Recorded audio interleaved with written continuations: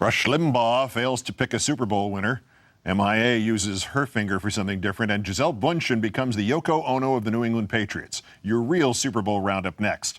But first, because there is nothing super about these folks, here are Countdown's top 3 nominees for today's worst persons in the world.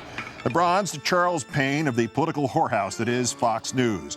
Mr. Payne has become the latest victim of Fox's dilemma. It must simultaneously assert that the economy is not getting any better, even though it is, while also telling its audience that poor people actually have it pretty great in America. Thus, here is Mr. Payne, who attempted to jump that Snake River Canyon of logical chasms and just didn't make it. People aren't dying in America. In fact, the very poor suffer from gout. In the 1920s and 30s, that was called the rich man's disease.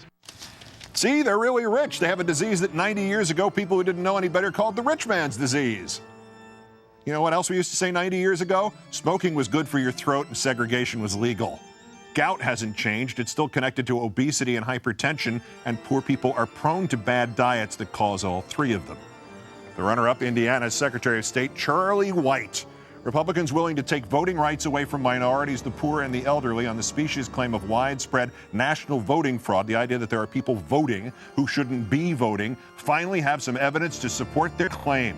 A court in Noblesville, Indiana, has convicted a man on 3 counts of voter fraud, 2 counts of perjury, and 1 count of theft. 6 felonies. He faces 3 to 18 years in jail. The man lived in one place, claimed he lived in another, and voted illegally in the latter place. Unfortunately for the Republicans, the man was Indiana's Secretary of State, Republican Charlie White. But our winner tonight, John Fleming, Republican congressman from the 4th District of Louisiana. No, seriously, he's really a U.S. congressman. Congressman Fleming opens $8 billion abortionplex, supposedly about this new clinic in Topeka, Kansas that could conduct 1 million abortions a month and offered its patients such amenities as restaurants, malls, and a 3-story nightclub. The story goes on to include this quote allegedly from a Planned Parenthood spokeswoman. Although we've traditionally dedicated 97% of our resources to other important services such as contraception distribution, cancer screening, and STD testing, this new complex allows us to devote our full attention to what has always been our true passion, abortion, said Richards, standing under a banner emblazoned with Planned Parenthood's new slogan, "No life is sacred."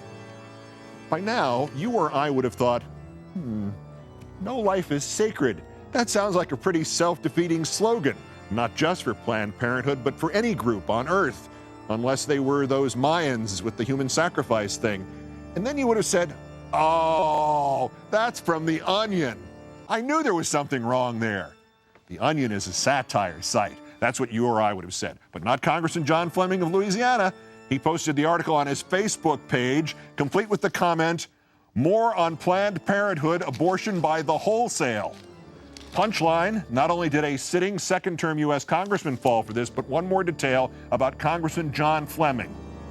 He's a medical doctor. Dr. Congressman John Fleming. Easily led. Today's worst person in the world.